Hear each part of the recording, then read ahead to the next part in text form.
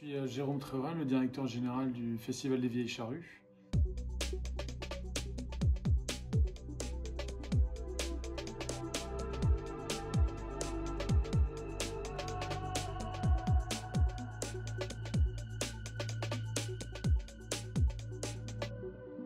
Et les Vieilles Charrues, c'est un festival 100% associatif de musique actuelle, avec toutes les tendances et toutes les couleurs musicales, qui se déroule chaque année depuis bientôt 30 ans, le troisième week-end de juillet, en Centre-Bretagne à Carhaix, pendant 4 jours.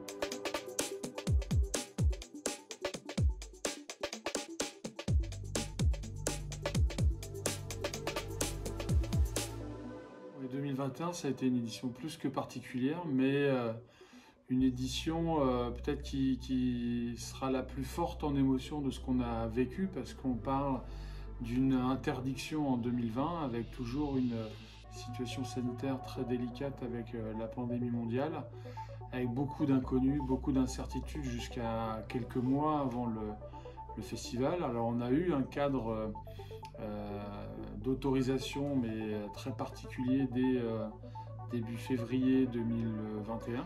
Un cadre très compliqué parce que loin, très loin des esthétiques et de ce qu'on peut proposer habituellement aux festivaliers, mais on avait tellement envie de retrouver le public, les artistes, les bénévoles et tous ceux qui font le festival qu'on s'est accroché à l'espoir que la situation s'améliore.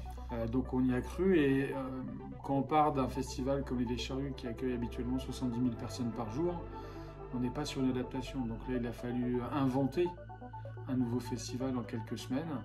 Donc le cadre c'était 5000 personnes et puis voilà, avec toute l'équipe on a fait en sorte d'inventer ce nouveau format pour vraiment revivre ces moments de live et de partage entre tous les publics des charrues, les artistes et puis même nos fournisseurs, nos prestataires, que tout le monde puisse se retrouver enfin.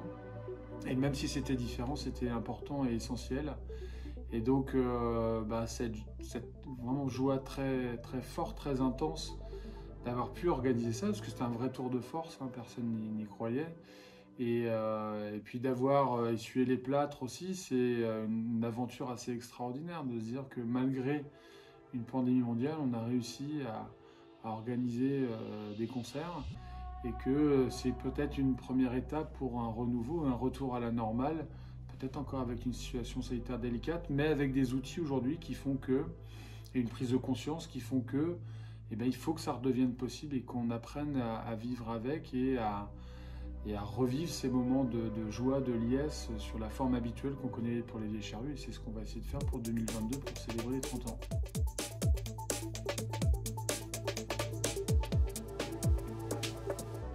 Le premier, c'est l'ouverture des portes, parce que nous, on est motivés dans le fait d'organiser un événement et on y croit et on sait que l'événement, alors c'est jamais 100% sûr, mais que tout ce qu'on a mis en place, notamment en matière d'accueil, de sécurité publique, sécurité sanitaire, c'est optimal et que il y aura pas, ou il y a peu de chances qu'il y ait un cluster. Donc nous on y croit parce qu'on y a travaillé, on bosse jour et nuit depuis des mois sur cette crise sanitaire, ce que c'est, comment ça marche, comment les décisions sont prises.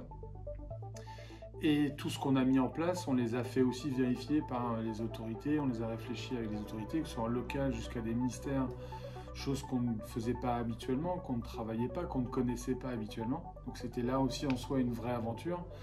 Et le moment où on ouvre les portes et que le public est là, c'est un moment fort parce que ça veut dire aussi que le public a confiance dans le protocole qu'on a mis en place et a envie de revivre ses émotions. Donc ça, c'est un moment très fort.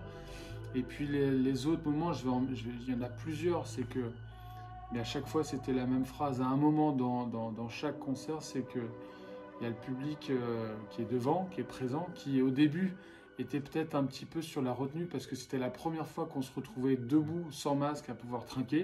Donc franchement, ça fait bizarre, hein, on avait vraiment perdu l'habitude. Et au bout de 2-3 jours, ça y est, on avait repris pleinement tout l'essence que fait un festival, c'est-à-dire voilà, de partager, de vibrer ensemble autour de la musique, de pouvoir trinquer, célébrer ces fameuses retrouvailles qu'on espérait. Et c'est à chaque fois, chaque concert, les artistes qu'on remerciait, eh bien, l'équipe d'organisation, les bénévoles, les prestataires, les fournisseurs, etc. mais aussi remercier le public, parce que faire la démarche de venir cette année, c'était une vraie démarche, parce qu'il y a eu l'instauration du pass sanitaire qui a créé beaucoup de polémiques en parlant d'incertitude, alors que sans le pass sanitaire, il n'y avait pas de concert, il n'y avait pas de festival, et encore moins debout sans masque comme on a pu le faire. Et de voir que le public, les artistes se sont rendus compte aussi que le public a dû faire des démarches supplémentaires pour venir assister à des concerts, ce qui était le tout début de la reprise, bah ça c'était un moment fort, parce que ça veut dire que tout le monde a fait en sorte que ça puisse être possible, et tout le monde était heureux de se retrouver. Donc ça, c'est un des moments magiques.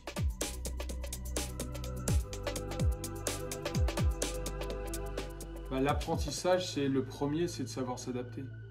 On ne peut pas rester figé sur ses positions, rester figé sur nos habitudes. De toute façon, un festival, par défaut, chaque année, il faut se renouveler. Chaque année, il faut des nouveautés.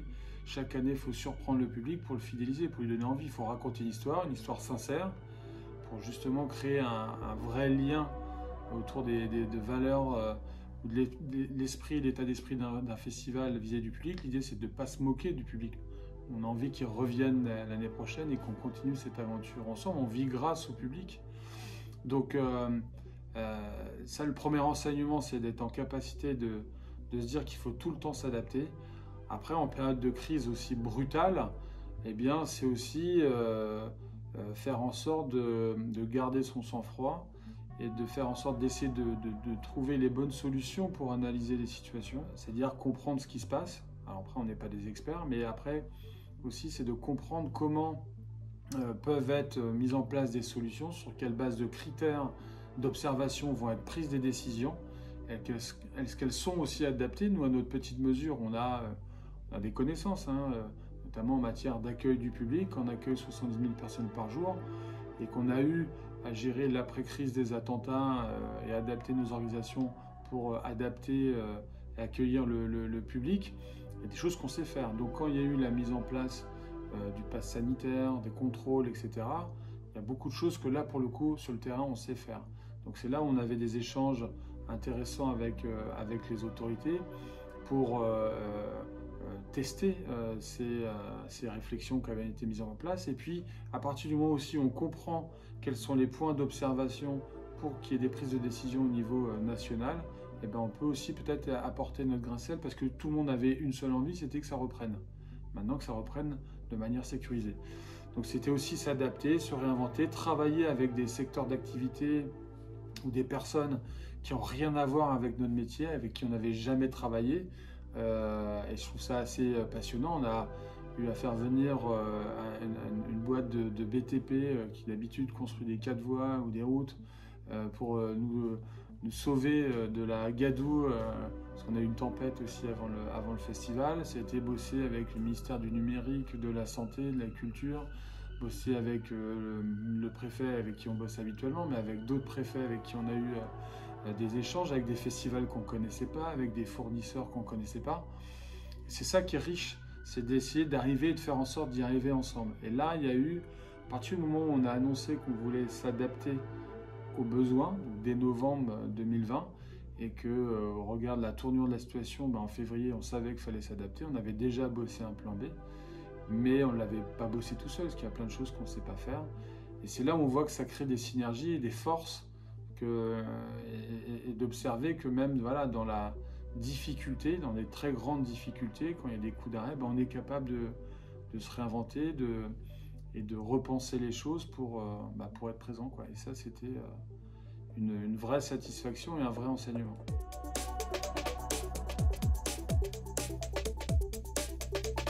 Pour 2022, en fait, à partir du moment où on a réussi à faire une édition 2021 en mode Covid, et grâce encore une fois au pass sanitaire, 2022, sous réserve que la situation s'améliorait dans la réflexion qu'on avait en juillet, que la vaccination aussi s'accélère et qu'on arrive ou qu'on s'approche de l'immunité collective, il n'y a pas de raison qui font qu'on ne peut pas refaire un festival avec les mêmes capacités, les mêmes jauges qu'avant, à savoir 70 000 personnes par jour.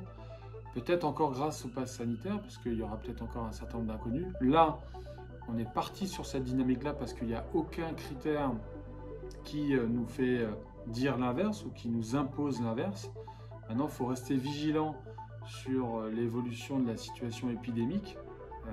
L'année dernière, au mois d'octobre-novembre, il y avait la deuxième vague. Il y a eu les reconfinements.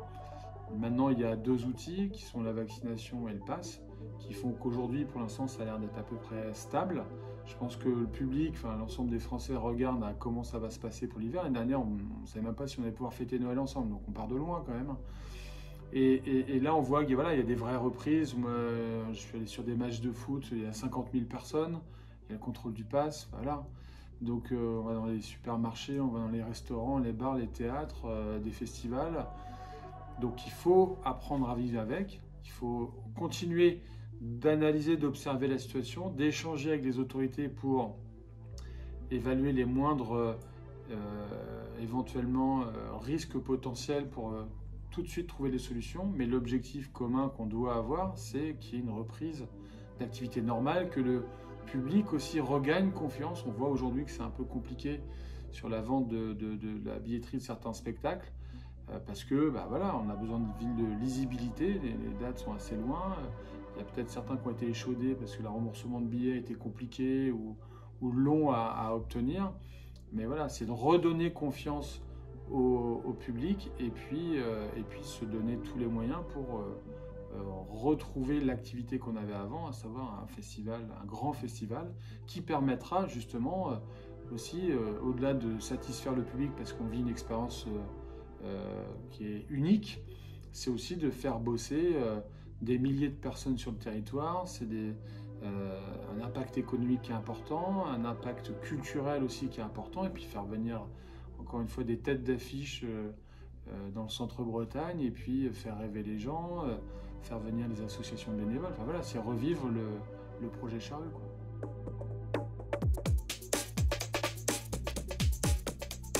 Ressortez, revivez, voilà, il y a plein de signaux qui sont ouverts aujourd'hui. Il y a le pass, il y a la vaccination qui fait que ça protège. Après, il faut quand même rester vigilant. Il y a les gestes barrières, il y a le gel, mais il faut revivre. Voilà, il faut ressortir, il faut aller au cinéma, il faut aller au théâtre, il faut aller dans les restaurants, il faut aller dans les bars, les concerts, les festivals.